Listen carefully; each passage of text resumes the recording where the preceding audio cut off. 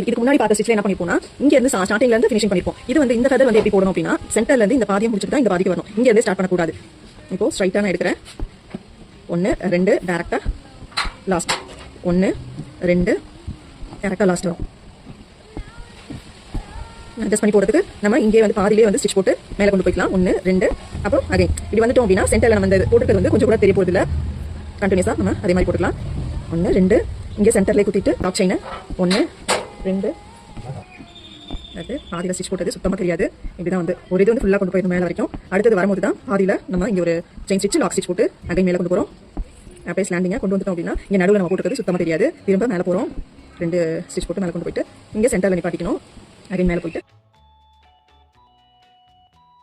இப்போ இந்த ஹாஃப் முடிச்சாச்சு. அதுக்கப்புறம் நம்ம இங்கே அடுத்த பாதி ஆரம்பிக்கிறோம்.